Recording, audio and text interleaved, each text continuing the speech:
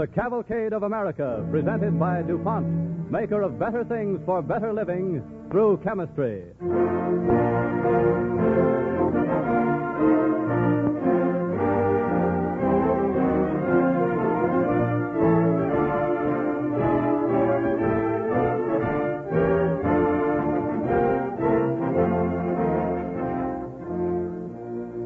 To the millions of American men and women who have labored, and today labor still, with hand and mind and heart, to build and to preserve a great free nation, the Cavalcade of America proudly dedicates the unending story of a new way of life in a new world.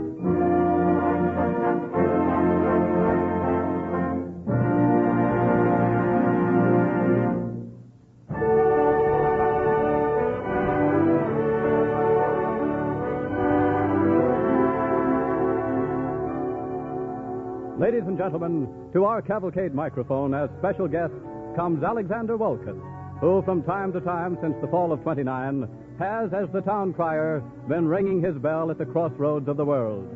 On this program of the Cavalcade of America, he'll give you the biography of a masterpiece, telling its story with the help of the noted composer Deems Taylor, who has composed and will conduct the original musical score. Ladies and gentlemen, Alexander Wolcott on the Cavalcade of America.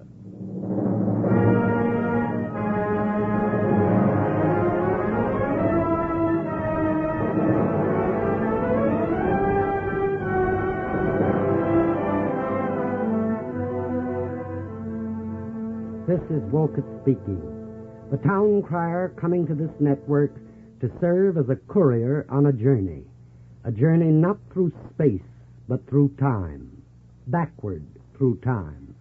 100 years ago, or nearly that, through the magic of a man of genius, there was given to an immortal named Scrooge, a friendless old miser named Ebenezer Scrooge, a chance at a change of heart.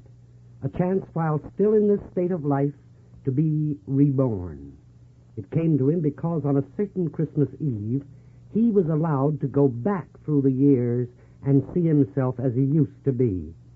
Was suffered to stand invisible and look through a grimy schoolhouse window at the lonely little boy he used to be. The change this wrought in Scrooge is one of the ageless miracles that warm the heart. What would it do to us? Not to you and me as individuals.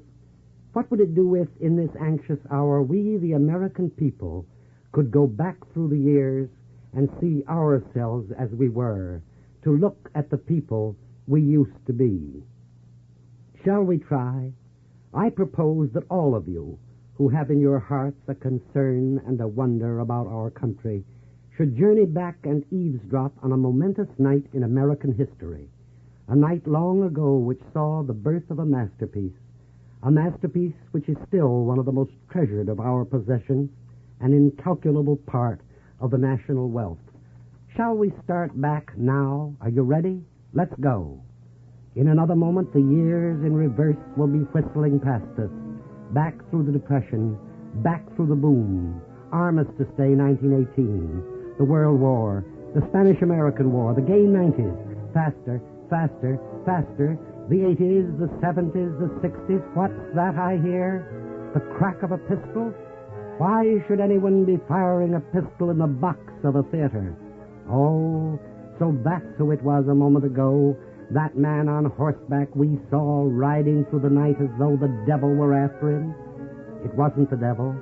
It was the verdict of history, implacable, forever unforgiving. But we cannot stay to watch. You and I must hurry. Hurry, hurry. Appomattox, Gettysburg, 1862, 61, December, Christmas, November 61, Thanksgiving, November 10th, 9th, 8th, 7th, November 7th, 1861. We're there. Look around us. We're standing, you and I, on a ledge outside of time, holding our breath. Will they hear our heartbeats? Looking at the world as it was on a night in November 1861.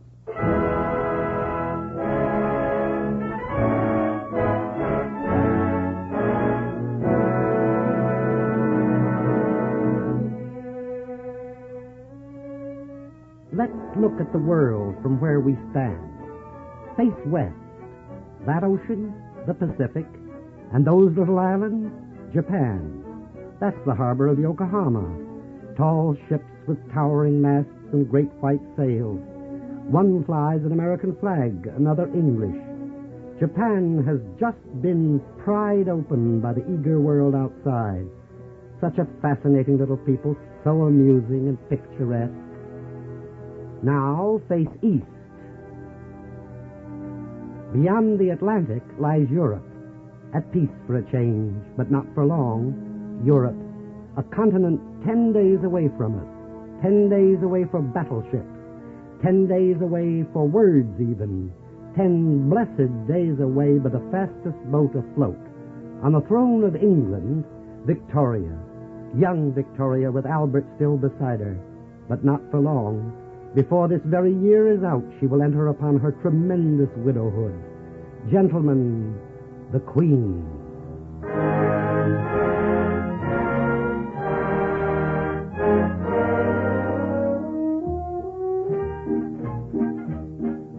Next, Germany. Planning a little war with Austria. Germany.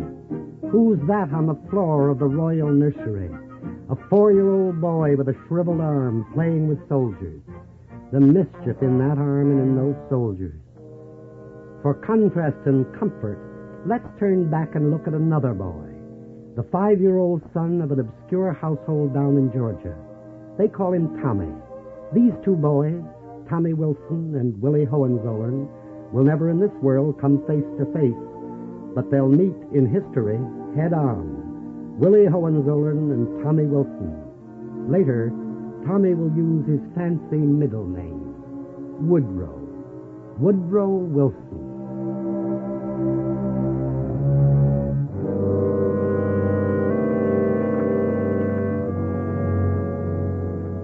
November 1861. Where are we standing? What is this city spread at our feet? Sprawling countryside, filthy.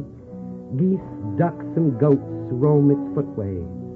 Pigs root in the mud of its streets. Open sewers befoul the air. The crazy, broken promise of a city. Here and there a marble temple half built amid miasmic swamps.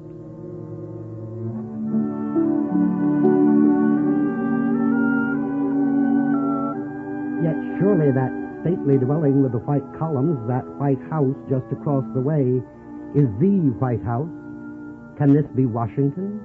It must be Washington in 61. Then that street there with pigs rooting in the mud must be Pennsylvania Avenue. Pennsylvania Avenue, a country lane with pigs rooting in the mud.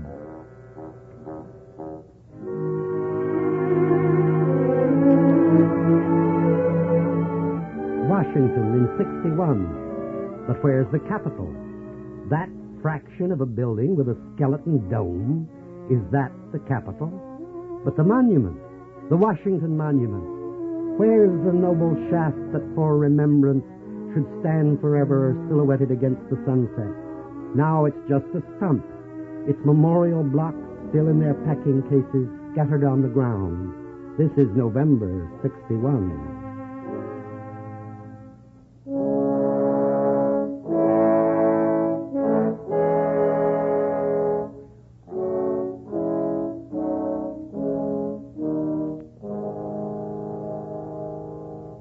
The White House. Let's look inside. Who's that standing there at the window? That tall, shambling figure standing at the window. He's looking across the Potomac at the stars and bars, the rebel flag snapping defiant in the breeze. Now he's turning toward us. Do you recognize him? This lanky Midlander with haunted eyes? Of course, Lincoln.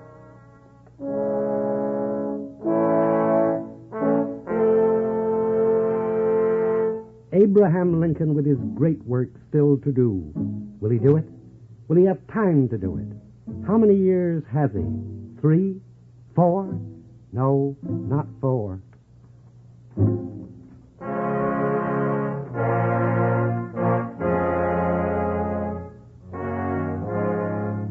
Lincoln. See, he's walking toward his desk. He's sitting down. He's writing. Notes. Notes for a speech? For a message? Can you look over his shoulder as he sets the words down? Perhaps if you hold your breath, you can actually see the words. Try. Try. We shall nobly gain nor meanly lose the last best hope of earth.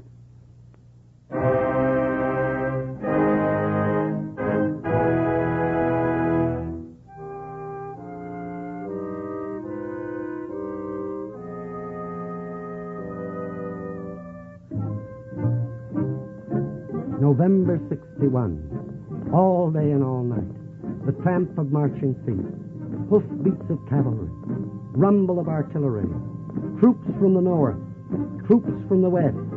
Indiana. New York. Massachusetts. The 20th Massachusetts.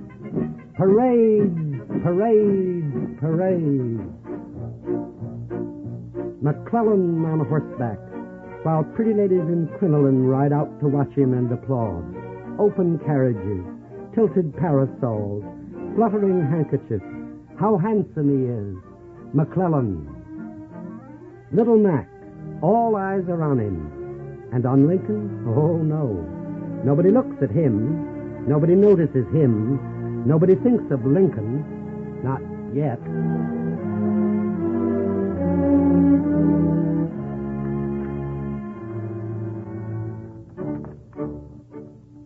November 61. If we wait till sundown, we shall see a myriad lights winking in the meadows round about. Tents pitched in a vacant lot. White tents ghostly in the moonlight.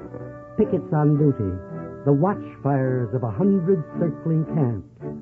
It's the Army of the Potomac.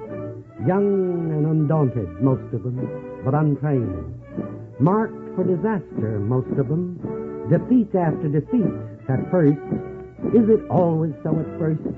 Must it always be so when a free people goes to war? A democracy limbering up. Good troops, fresh troops, young troops, but untrained, inexperienced, unequipped, unled. The Army of the Potomac, it must have a leader. Are all the able officers on the southern side? In all the north, is there no one to match these?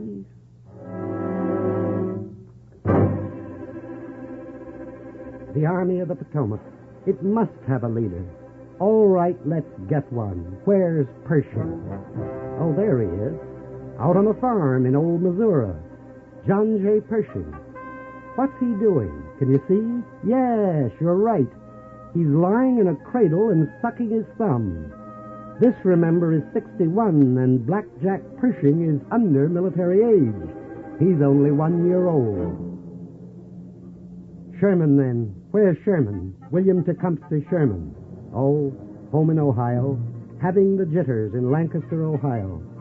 Sherman has kept squawking about the poor second-hand muskets issued to his troops, kept insisting that the South would be mighty hard to beat, even kept saying that the war between the states might last for several years. So the bigwigs in the War Department have packed him off home. Poor Sherman, they said. He must be crazy.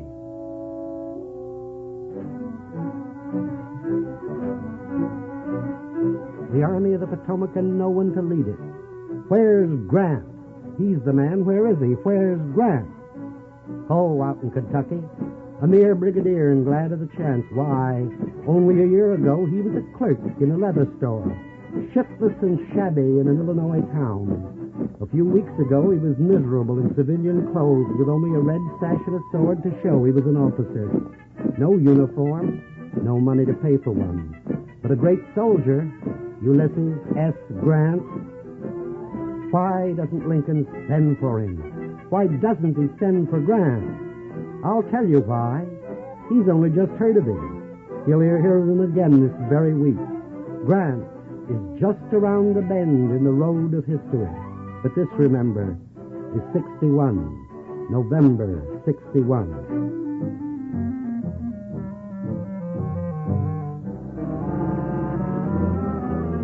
Only 3 months ago was Bull Run. Only the other day, the bloody skirmish of Ball's Bluff. Bull Run, defeat. Ball's Bluff, defeat. Pretty bad, but worse is yet to come. Worse? Oh, look ahead. The Peninsula, Fredericksburg, Chancellorsville. The blood that will be spilt in the next 3 years. Blood and pain. Pain and blood. Well, never a child is born without them.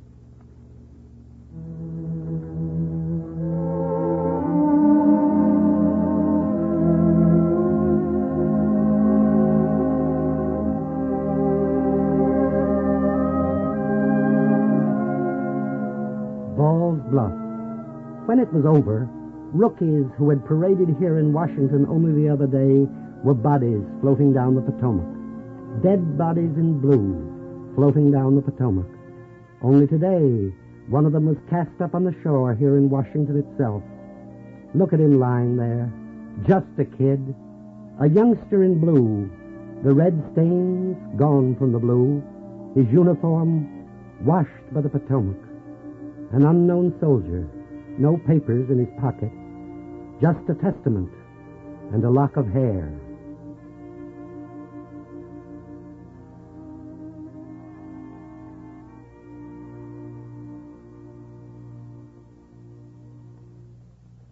Well, down to this wartime city we've just been looking at, there came in that long ago November a visitor from Boston. Up there, the governor had asked the great Dr. Samuel Gridley Howe to check up on the care of the Massachusetts wounded, and with him on his mission he took his wife. She had been a Miss Ward of New York.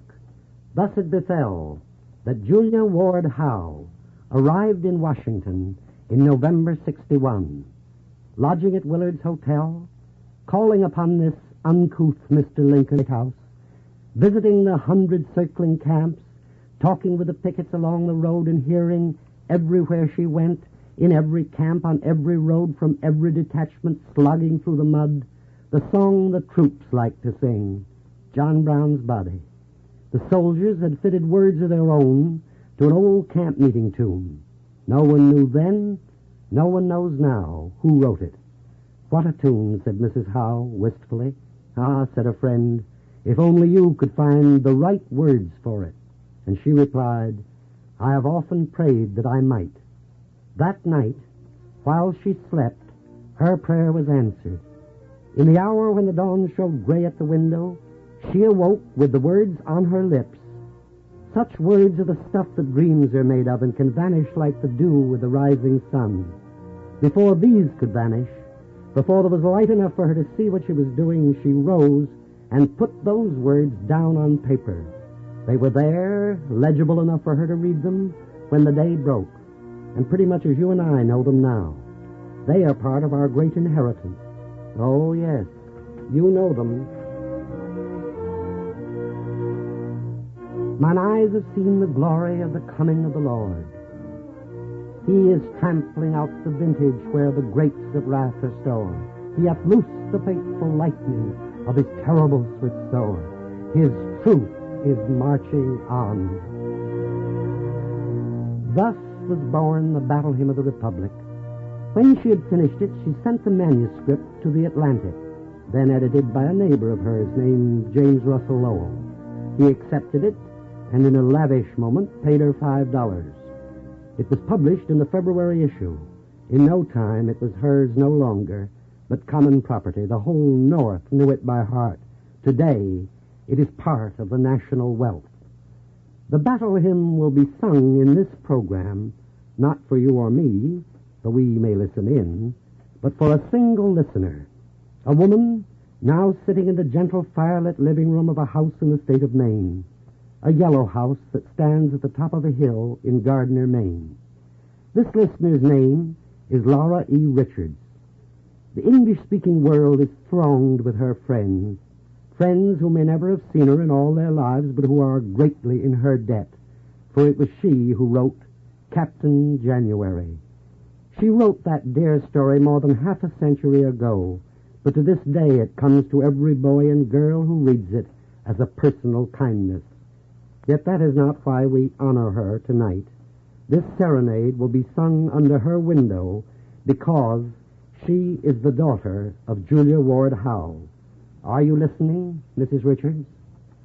Mine eyes have seen the glory of the coming of the Lord. He is trampling out the vintage where the grapes of wrath are stored. He hath loosed the fateful lightning of his terrible set sword. His truth is marching on. Glory, glory, hallelujah. Glory, glory, hallelujah. Glory, glory, hallelujah. His truth is marching on. I have seen him in the watchfire of 100 circling camps. They have builded him an altar in the evening dews and damps. I can read his righteous sentence by the dim and flaring lamps. His day is marching on. Glory, glory, hallelujah. Glory, glory, hallelujah. Glory, glory, hallelujah. His day is marching on. Glory, glory, hallelujah. Glory, Let me tell you one fact about Mrs. Richards. She has reached that point in her journey where no woman minds if the neighbors know her age. Frankly, she is going on 91. On her birthday last February, she insisted on having 3 parties, and so help me, she had them. The third was held in the dusk of the winter sundown with all the clan gathered about her, the great cake ablaze with 90 candles. The birthday messages, which poured in from every corner of the country, were too much, she protested, for one small and ancient woman. In answer, she was content to quote the words her mother had said when she was 90. I want you to hear the message Julia Ward Howe sent on her 90th birthday. Indeed, I've come to this microphone just to pass those words on to you. When she was 90, the author of the battle hymn said this: I march to the brave music still. I march to the brave music still. Can you and I say the same?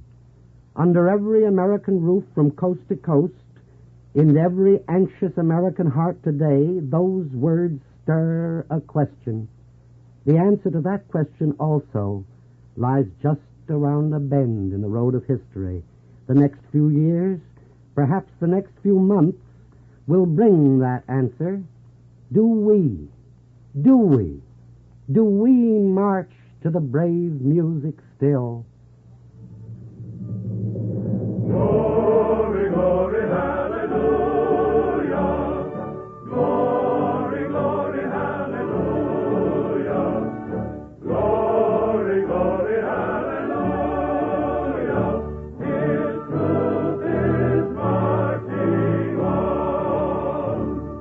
Mine eyes have seen the glory of the coming of the Lord. The Battle Hymn of the Republic, born in the dark of a troubled night nearly 80 years ago, born to become a common heritage of the millions cherishing our ramparts of freedom, born to the America of the Mississippi River and the Gettysburg Address, where the fires of liberty are glowing in a world of darkness. This is the spirit of the Battle Hymn of the Republic, the spirit we salute on the Cavalcade of America. Glory, glory, hallelujah. His truth is marching on.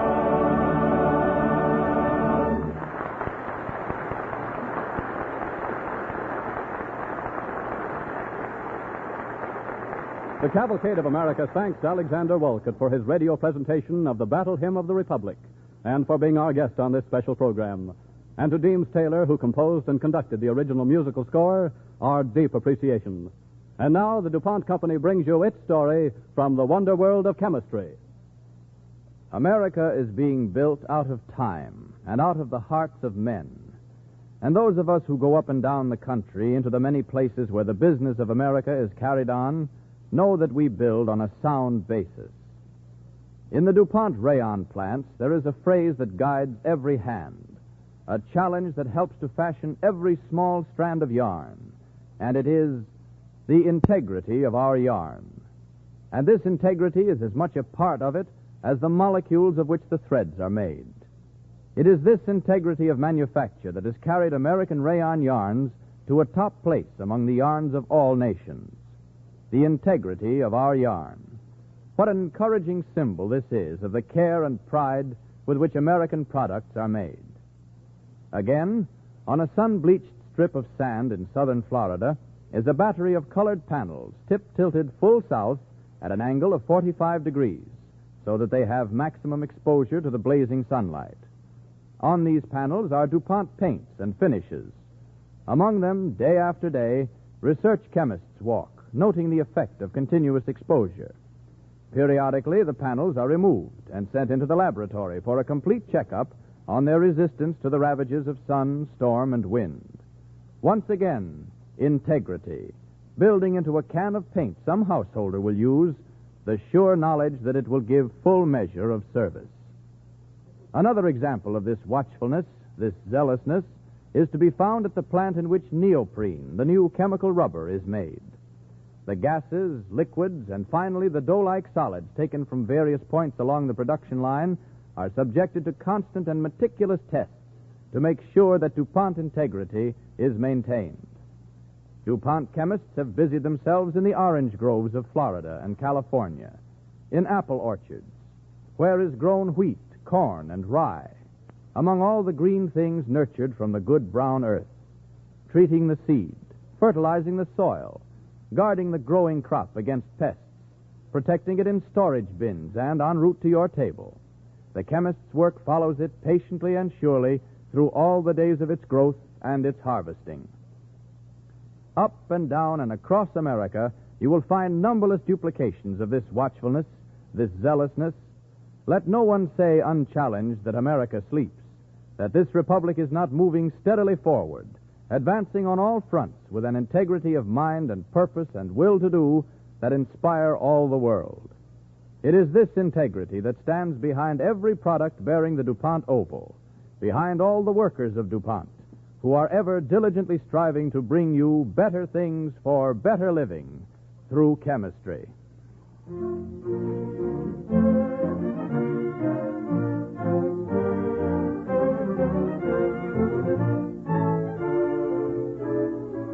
And now the star of next week's program, Ray Collins of the Cavalcade Players. Ladies and gentlemen, next week the Cavalcade of America pays tribute to Theodore Roosevelt. Our radio play, The Big Stick, is the story of a fearless hero. As Rough Rider and as president, Teddy's courage and brilliance were the great legends of his era. But to our time, he has entrusted an even greater heritage, the security and strength of the Western Hemisphere. I am honored to portray the role of Theodore Roosevelt on our broadcast next week. Thank you.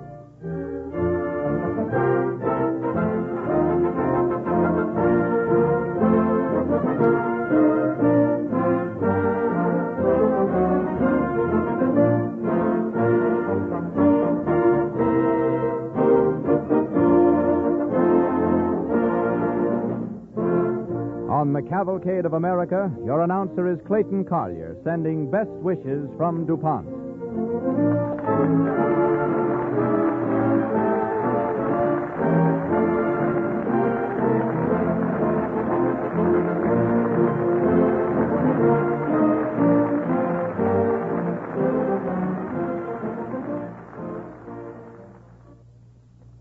This is the National Broadcasting Company.